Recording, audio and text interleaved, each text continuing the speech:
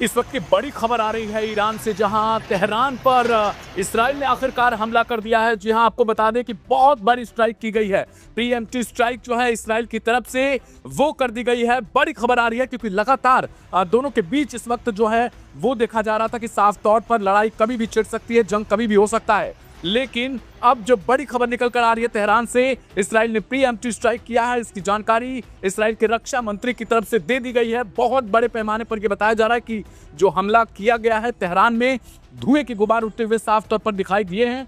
और यह कहा जा रहा है कि इसराइल कहीं न कहीं इस बात की आशंका जो है वो पहले से जताई जा रही थी कि कभी भी तेहरान पर, ईरान पर हमला हो सकता है। ईरान भी इसको लेकर तैयारी कर रहा था, लेकिन ये बड़ी खबर आ रही है सीधे तेहरान से, जहां प्रीएम्प्टिव स्ट्राइक इसराइल की तरफ से किया गया है। धुएं के गुबार साफ तौर पर दिखाई दे रहे हैं। हालांकि कितने बड़े पैमाने पर हुआ है ये अभी तक ईरान की तरफ से जानकारी नहीं दी गई है, लेकिन जो खबर निकलकर सामने आ रही है कि कई दिनों से जंग की तैयारी तेज थी। अब अमेरिका क्या एक्शन लेगा, क्योंकि साफ तौर पर इस बात की चिंता जताई जा रही थी कि जैसे ही बातचीत अमेरिका और ईरान के बीच सार्थक होगा, इसराइल हमला कर सकता है। तैयारी भी लगातार चल रही थी।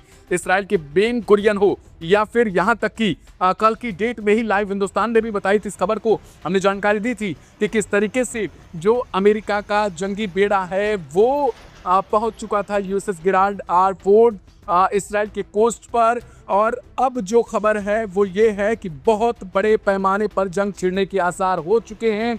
ईरान की तरफ से जवाबी कार्रवाई आखिरकार किस तरीके से हो सकती है, तो ये तेहरान पर प्रीएम्प्टिव स्ट्राइक जो है वो इसराइल की तरफ से कर दी गई है। अब सवाल ये है, क्योंकि जो खामेनी साहब हैं ईरान के सुप्रीम लीडर, उनकी तरफ से भी ये कहा गया था कि अगर किसी भी तरीके से गलती की गई तो ईरान बहुत बड़ी जवाबी कार्रवाई करेगा।